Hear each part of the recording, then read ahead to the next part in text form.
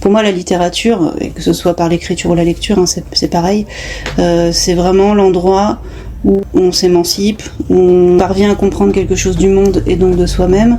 Et donc, d'une certaine façon, c'est un endroit où on peut se tenir debout. Dans les premiers jours de juillet, Emmanuel Favier m'a invité à boire un thé dans son endroit préféré au monde, sa bibliothèque. Emmanuel est une des belles rencontres que j'ai pu faire grâce à la librairie. J'ai lu tous ses livres, tous publiés aux éditions Albin Michel, depuis le beau et troublant courage qu'il faut aux rivières, en passant par Virginia, qui m'a fait entrer dans l'intimité de la drôle et entêtante Virginia Woolf, jusqu'au prodigieux La part des cendres, que j'ai dévoré, qui est un livre immense et que vous pourrez découvrir en poche ce 18 septembre. Dans cet épisode, j'ai fait connaissance avec les auteurs et autrices de son panthéon littéraire, ces lectures dont on sait, dès la première rencontre, qu'ils compteront, pour toujours. Chez elles, il y avait de la douceur, de l'échange, de la générosité. Il y avait cet amour, cette passion des livres qui nous unit. Une curiosité inlassable et une envie de partir en voyage sur les traces de nos lectures. C'était l'été et c'était hors du temps. Aujourd'hui, cette rencontre est à vous. Pour le 2e épisode de la saison Des gens qui lisent, je suis partie en lecture dans la bibliothèque d'Emmanuel Favier. T'es sur les toits, mais on dirait dans un film. Tu sais, si on devait... C'est Virginia Woolf, quoi, qui est en train d'écrire dans ça. C'est trop bien. Des fois, je me mets là. Pour le coup. Et là, c'est l'endroit où tu écris. Ouais, en général, ouais. Bon, on peut rester en bas, mais je suis contente de l'avoir vu. Ouais. Voilà. La première question que je pose, c'est où sommes-nous, Emmanuel, et pourquoi est-ce que tu m'as donné rendez-vous ici ? Alors, nous sommes dans mon salon, qui est aussi ma bibliothèque, qui n'est pas mon bureau. Je t'ai fait visiter mon bureau tout à l'heure, que j'aime beaucoup, mais on est quand même mieux installé ici, et on est vraiment entouré des livres que je lis. Dans mon bureau, ce sont les livres que j'écris ou la documentation des livres en cours. Ici, c'est vraiment ma bibliothèque et l'endroit le plus rassurant au monde. Voilà, l'endroit, j'imagine que c'est la même chose pour toi, mais je peux rester parfois un quart d'heure juste à regarder les livres comme ça, à promener mes yeux dans le vague, et ça me fait du bien. Je pourrais pas vivre dans un endroit où je ne serais pas entourée de livres. Je dirais pas que les livres sont un refuge dans le sens où je l'ai jamais forcément vécu comme ça, mais c'est vraiment une consolation au sens où, voilà, tant que je me dis que des gens écrivent, tant que je me dis que des gens ont une relation à la littérature et à la manière dont l'art en général, mais dans mon cas, ça se passe au niveau des mots, sont dans cette relation-là au monde, là, tout n'est pas perdu. C'est vraiment un endroit de réassurance. Oui, en ce moment, c'est pas un refuge parce qu'il s'agit pas de fuir la réalité dans le romanesque, ou vraiment, c'est pas du tout ça. C'est vraiment plus de se rappeler que il y a encore des gens qui tiennent des librairies géniales, qui font des podcasts géniaux, et il y a encore des gens qui écrivent des livres tout le temps, et beaucoup de gens qui lisent. Voilà, c'est vraiment plus de retrouver le rapport à ça. Après, au fil de ma vie, dans des moments plus personnels, évidemment que ça peut avoir aussi un côté consolateur, parce que c'est une manière de reprendre le pouvoir sur soi-même, je pense. Pour moi, la littérature, et que ce soit par l'écriture ou la lecture, c'est pareil, c'est vraiment l'endroit où on s'émancipe, où on parvient à comprendre quelque chose du monde et donc de soi-même, et donc d'une certaine façon, c'est un endroit où on peut se tenir debout. Et t'arrives à lire en période d'écriture, lire autre chose que ce qui concerne ton roman en cours ? Je pense que je vais plus aller du coup vers vraiment des livres qu'on peut appeler des livres étalons. J'ai toujours quelques livres un peu au-dessus de la tête quand j'écris, qui peuvent m'inspirer, qui peuvent ou être ce vers quoi je vais tendre en termes d'approche ou de vision. Mais qui vont nourrir l'écriture. D'accord. Alors soit que j'ai déjà lu, très rare parce que je relis très peu, mais là par exemple justement j'ai relu Les Hauts de Hurlevent pour le livre que je suis en train de faire, parce que je me suis dit qu'un des personnages pouvait emprunter à un des personnages du roman d'Emily Brontë. Parmi les livres que j'avais lu, Belle du Seigneur aussi à 19 ans, je l'ai relu à 29 ans, et je m'étais dit que j'allais le lire tous les 10 ans. Bon, je l'ai pas fait, j'ai arrêté. Même si c'est un livre qui m'intéresse beaucoup, avec qui j'ai un rapport assez ambigu, mais Belle du Seigneur, je pense que je l'ai relu pour voir ce qui avait changé en moi entre la jeune fille de 19 ans et la fille moins jeune de 29 ans. Et je n'ai pas du tout lu le même livre. Vraiment, vraiment pas. À 19 ans, j'ai lu une histoire d'amour si tant est que ce soit une histoire d'amour. Ouais. Et à 29 ans, j'ai lu un livre presque sociologique, drôlatique, sombre. Ce sont pas du tout les mêmes passages qui m'ont intéressée. Et je pense que si je le relisais maintenant, j'y verrais encore une autre dimension. Peut-être plus politique, peut-être plus... Tu peux me parler peut-être du ou des livres que tu lis en ce moment? Je vais te parler de chef-d'œuvre, c'est Le bruit et la fureur de Faulkner, que j'ai tenté de lire, je pense, 3 ou 4 fois dans ma vie, toujours en vain, et là ça y est, je suis allée au bout. Évidemment, choc énorme de lecture, c'est presque une bible, comme on va chercher, j'imagine, je suis pas religieuse, mais j'imagine quand on va chercher dans les livres, dans les grands livres, livres avec un L majuscule, des réponses à des questionnements existentiels, bah voilà, moi j'ai lu Faulkner un peu comme ça. Le questionnement principal étant pour moi quel livre je veux faire et au pluriel et qu'est-ce que la littérature. Alors c'est autour du personnage de Dilsey qui est la gouvernante, enfin la femme à tout faire de la famille.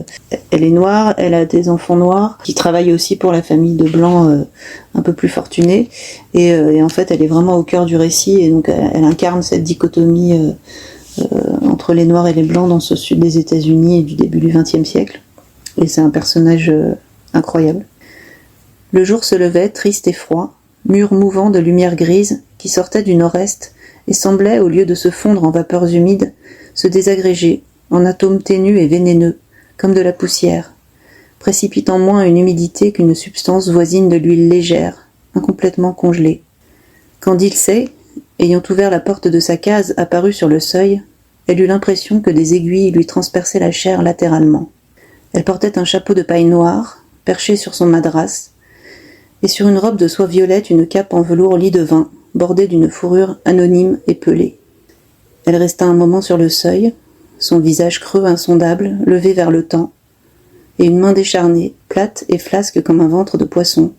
Puis elle écarta sa cape et examina son corsage. Merci beaucoup. Tous les auteurs très importants pour moi, tous les grands livres pour moi, ça a toujours été des œuvres dans lesquelles je suis rentrée avec difficulté. Virginia Woolf, Marguerite Yourcenar, Roberto Bolaño, on aura l'occasion d'en reparler je pense, mais voilà, ce sont vraiment des auteurs qui sont... c'est mon panthéon, et tous les auteurs de mon panthéon m'ont donné du fil à retordre là aussi et m'ont demandé un effort. Tu veux dire que là, c'était pas forcément une rencontre, un coup de foudre au premier regard? Un coup de foudre dans le sens où quand on rencontre quelqu'un et qu'on se dit il va se passer un truc, mais c'est pas tout de suite. Et ça va demander un peu d'effort et d'aller voir au-delà de... Voilà, ce sont pas des livres dans lesquels on plonge, dans lesquels... on est à l'opposé du page-turner hein, avec Le bruit et la fureur, c'est vraiment... absolument lire et relire la préface. Donc moi j'ai dans l'édition Folio de 1972, donc c'était l'édition Gallimard 72, avec une préface, traduction et préface de Maurice Edgar Coindreau. Mais il faut, sinon c'est impossible. C'est-à-dire que il y a 6 parties que Coindreau décrit comme des mouvements de musique, hein, donc adagio, allegro, lento, etc. La première partie est donc ça fait référence à la citation de Shakespeare, donc la vie est un songe raconté par un idiot plein de bruit et de fureur. Enfin, je sais plus la citation exacte, mais en fait c'est raconté par un jeune homme idiot, qui est le terme qu'on utilisait à l'époque. On pourrait dire aujourd'hui une forme d'autisme ou et donc son cerveau part dans tous les sens, il mélange toutes les temporalités. Il y a plusieurs personnages qui portent le même prénom. On comprend vraiment, faut s'accrocher. Donc il faut le lire vraiment comme un long poème. Se laisser aller, voilà. Et après, plus ça va, plus ça devient lisible. Les parties se succèdent et nous amènent à d'autres personnages et décrivent l'histoire d'une famille entre 1910 et 1928. Et la dernière partie est une merveille absolue. Chaque phrase, j'avais envie de souligner chaque phrase, et c'est là que j'ai trouvé mes réponses en fait. Vraiment, c'est-à-dire que je me suis dit oui, c'est à cet endroit-là qu'il faut aller. De la littérature, c'est une capacité à décrire, une capacité à faire exister. Le microscopique et à y mettre un monde entier. Oui, alors souvent, moi j'aime bien souligner dans les livres. Quand j'ai fini de lire, je relis tout ce que j'ai souligné. C'est intéressant. Alors c'est une nouvelle de Susskind, je crois, où le narrateur relit un texte auquel il y a des annotations. Et il est tout à fait d'accord avec ce que la personne a noté et finit par se rendre compte à la fin de la lecture que c'était lui qui avait annoté. Il avait complètement oublié qu'il avait lu ce texte. Bon, c'est assez angoissant la façon dont il le traite, mais ça m'a fait ça aussi un peu avec Roberto Bolaño. Là, j'ai toujours fini les livres, c'est-à-dire que j'ai lu un premier livre, j'ai pas énormément accroché, mais mais en même temps, ce personnage me titillait. Voilà, et donc j'ai lu un deuxième livre de lui, là aussi sans être complètement, sans rentrer complètement dedans ou sans complètement comprendre tous les enjeux, mais je sentais que quelque chose se passait. Et c'est avec le troisième livre, en l'occurrence les Détectives sauvages, que là, je me suis engouffrée dans la galaxie Bolagno et après j'ai tout lu et tout a pris sens, tout a pris forme et c'est devenu là aussi un de mes auteurs. Alors ça m'a beaucoup fait ça avec Virginia Woolf, qui est devenue évidemment, puisque j'ai écrit un livre sur elle, un des personnages les plus importants de mon panthéon littéraire. Il a fallu m'y reprendre à plusieurs reprises et trouver la bonne porte d'entrée. Pour Woolf, finalement, ce qui a débloqué, c'est un tout petit texte qui s'appelle De la maladie, que j'ai lu chez une amie qui... Alors, ce qui est très curieux, c'est que cette amie a eu un cancer, alors elle va très bien aujourd'hui, heureusement, et je crois qu'elle avait eu son cancer après. Et j'avais lu ça chez elle. C'est elle qui le lisait, qui te l'a conseillé? Alors, je crois qu'il était dans ses toilettes. Ah oui. C'est génial de mettre des livres dans les toilettes. Et oui, c'est un tout petit livre, hein, c'est un tout petit texte, il n'est plus lâché. Mais globalement, est-ce que tu aimes bien choisir tes lectures aussi en fonction de personnes qui peuvent t'en conseiller ou... Là, par exemple, il y a eu un phénomène assez amusant où deux amis lisaient le même livre en même temps, et pas un livre récent. Hein.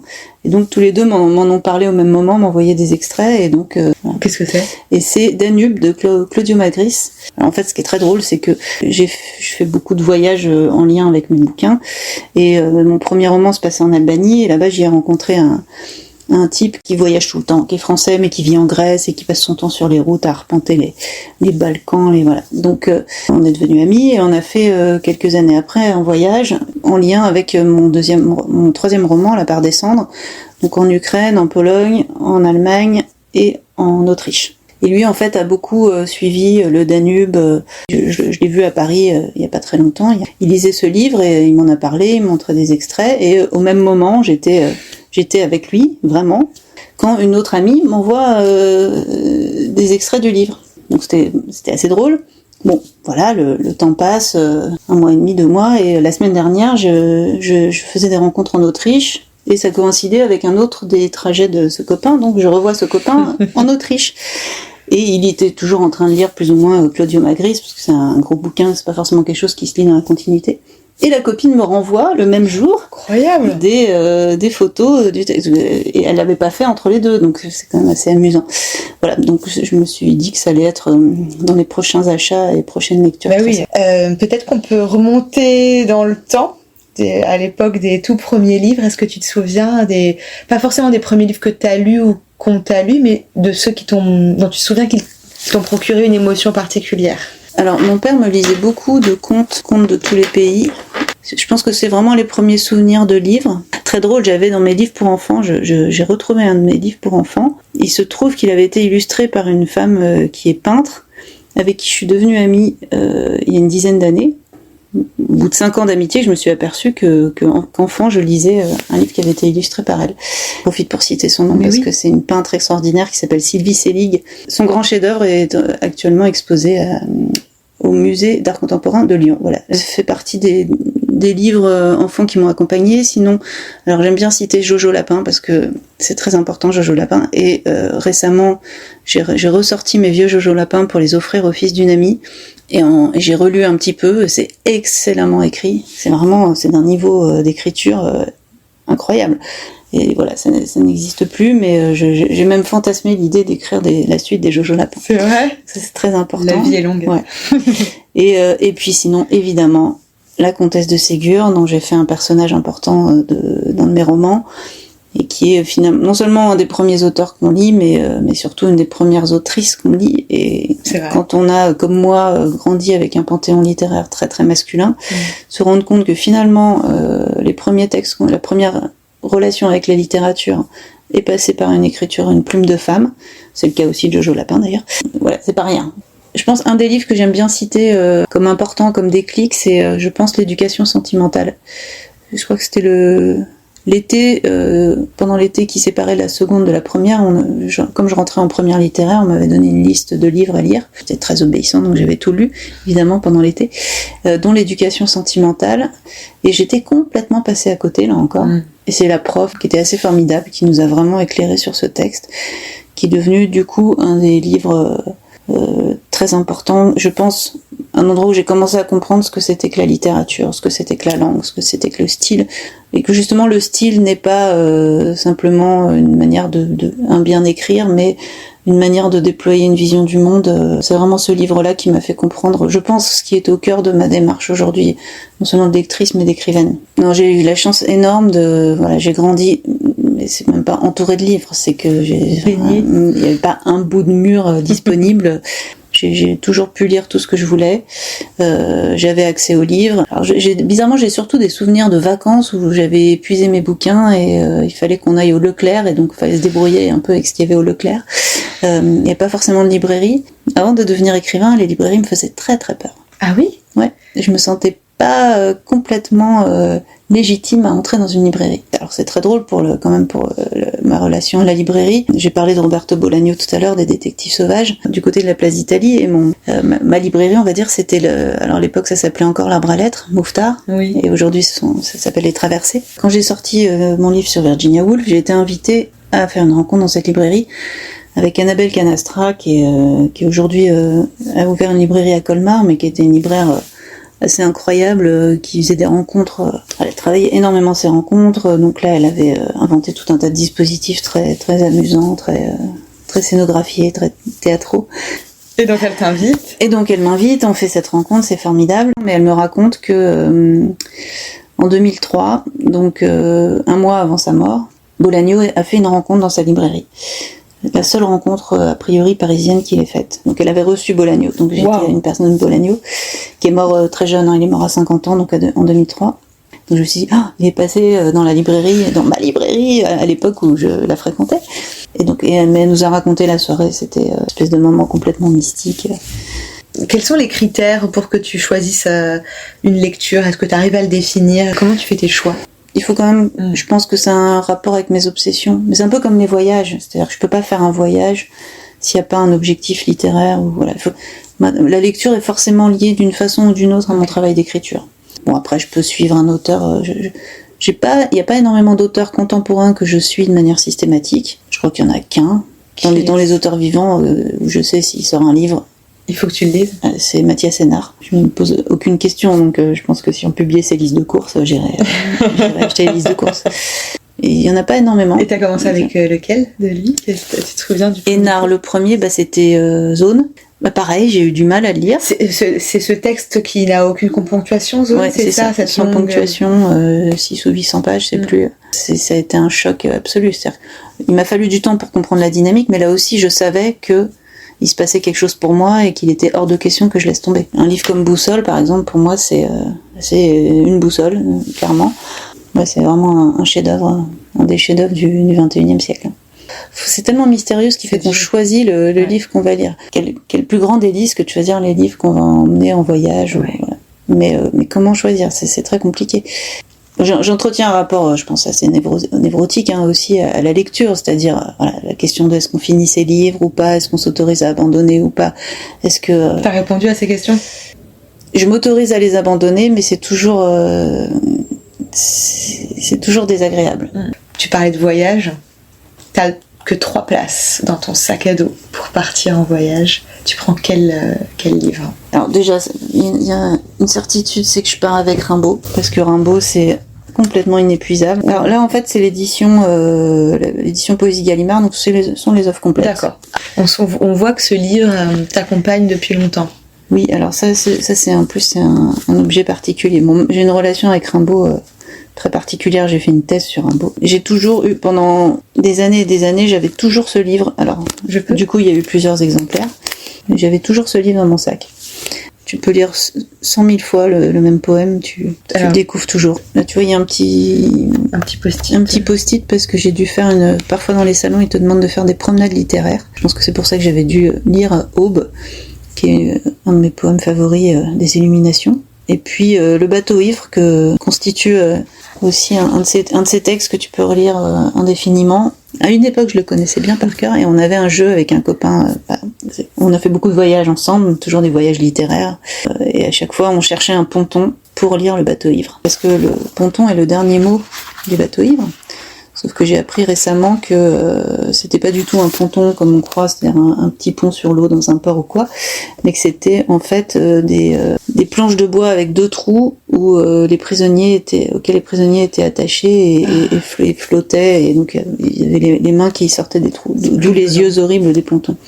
Tu serais d'accord pour relire un petit bout de un des deux que tu viens de me citer? Oui, alors peut-être Aube plutôt, il est plus court, mais bateau il est un peu long. J'ai embrassé l'aube d'été. Rien ne bougeait encore au front des palais. L'eau était morte. Les camps d'ombre ne quittaient pas la route du bois. J'ai marché, réveillant les haleines vives et tièdes, et les pierreries regardèrent, et les ailes se levèrent sans bruit. La première entreprise fut, dans le sentier déjà rempli de frais et blêmes éclats, une fleur qui me dit son nom. Je ris, au Wasserfall blond qui s'échevela à travers les sapins. À la cime argentée, je reconnus la déesse. Alors je levai un à un les voiles.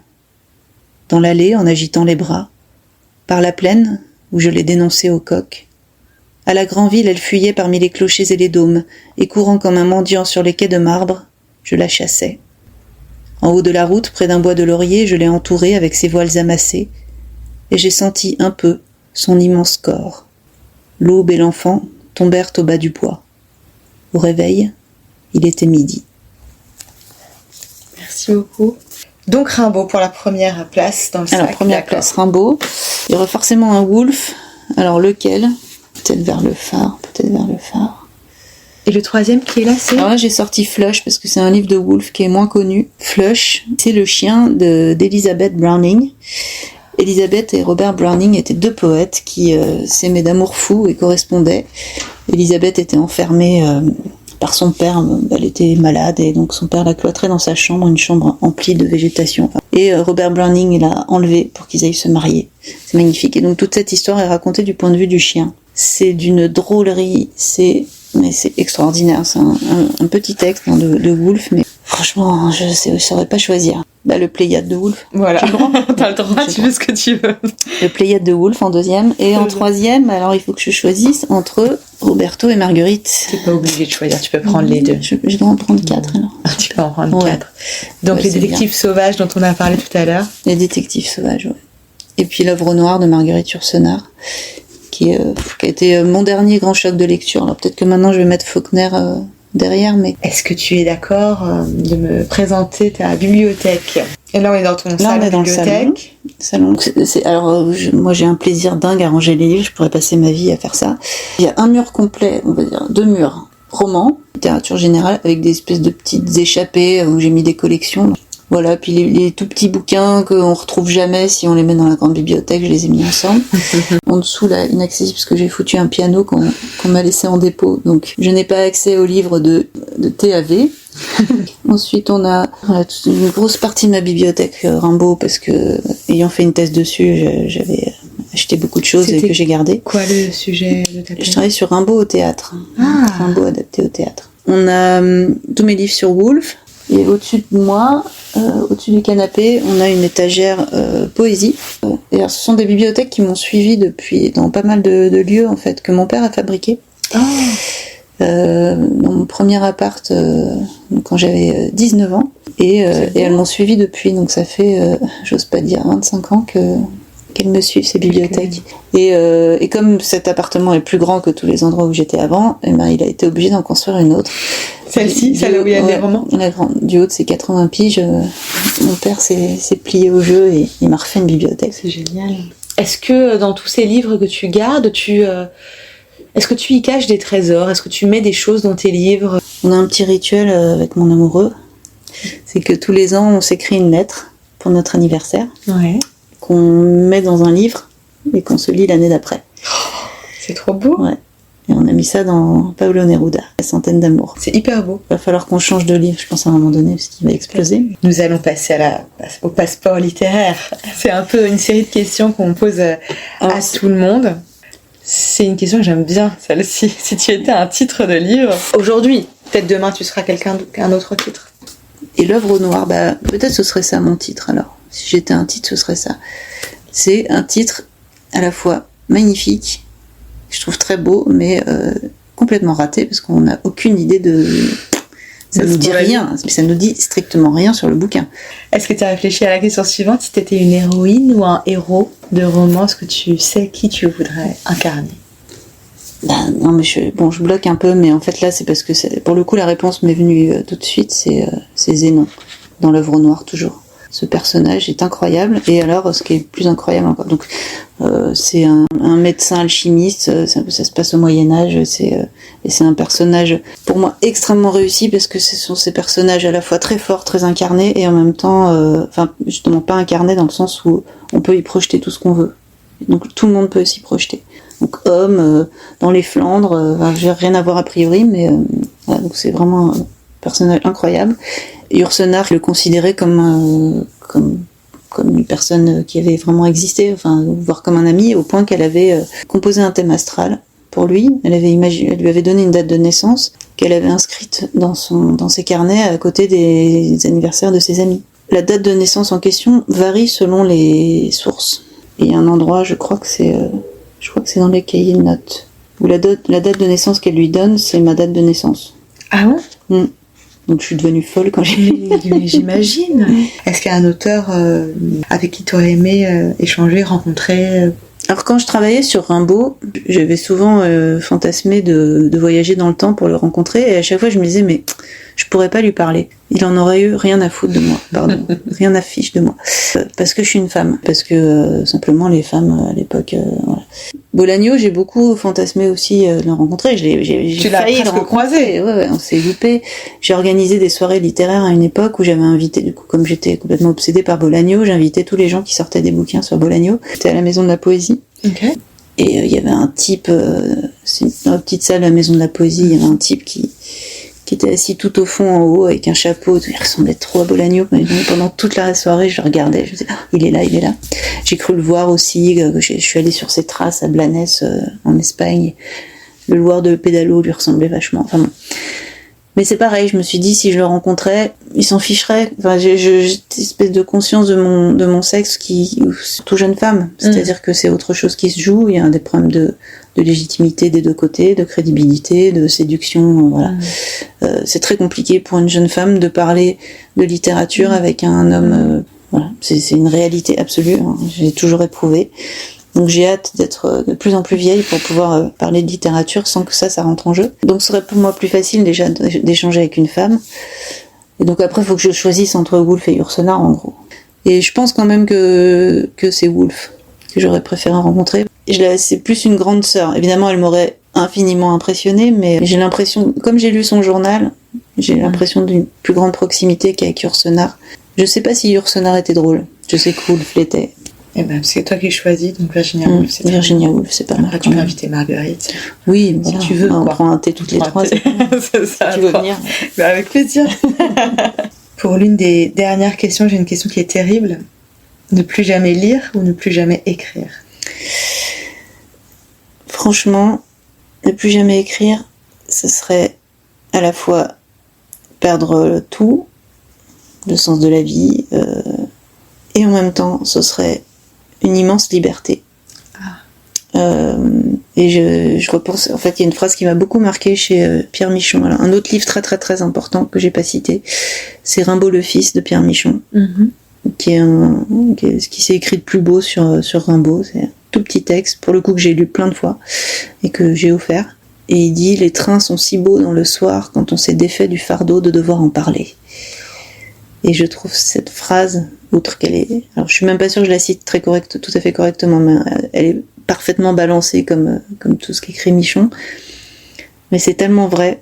C'est-à-dire que c'est un tel fardeau, cette mission qu'on s'est donnée à soi-même, et vraiment tout seul à soi-même, de dire le monde, de dire les choses, c'est à la fois ce qui nous donne forme et sens, et en même temps c'est notre aliénation la plus totale. Et en même temps, c'est ce qui nous permet d'accéder à la liberté, donc c'est le paradoxe.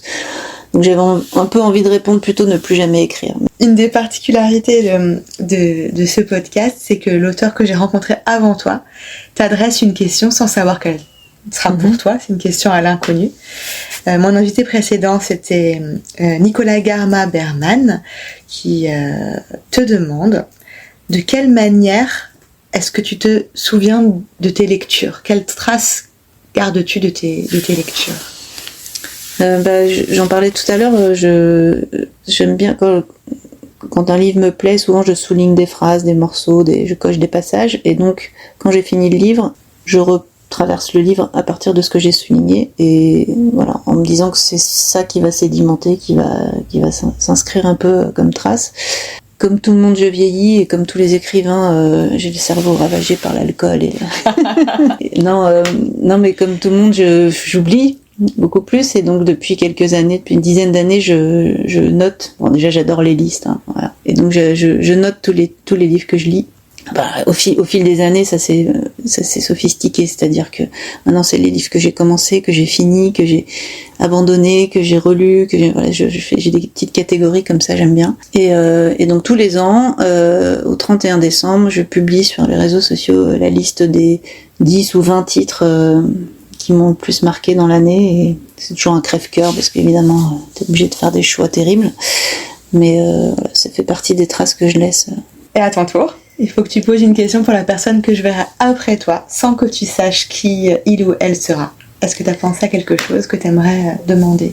Oui, j'aimerais demander à cet auteur ou à cette autrice quelle est la manière dont les livres qu'il ou elle est en train de lire infléchissent l'écriture du texte qu'il est en train d'écrire. Ok. Eh ben écoute, on lui posera la question et on te fera part de sa réponse. Merci. J'ai une toute dernière question. Est-ce que parmi les livres dont tu m'as parlé, ou peut-être d'autres dont tu m'as pas parlé, il y a un livre que tu me conseillerais à moi, personnellement, si je ne l'ai pas encore lu? Je pense que Les Détectives Sauvages, ça peut te plaire. Puis c'est important de lire Bolagno quand même. C'est important de... Voilà, donc je dirais les Détectives Sauvages. J'ai répondu l'œuvre noire à toutes les questions comme s'il n'y avait qu'un livre sur Terre. Donc... J'aime bien. Merci beaucoup Emmanuelle pour tout ce temps. C'était un plaisir de t'écouter. C'était le 2e épisode de la saison de notre podcast Des gens qui lisent dans la bibliothèque des écrivains avec Emmanuel Favier. Retrouvez sa sélection de livres et les autres épisodes sur le site de la librairie www.desgendsquilisent.fr. Si vous avez aimé ce podcast, parlez-en à d'autres gens qui lisent. À bientôt, à la découverte d'une autre bibliothèque et belle journée dans les livres.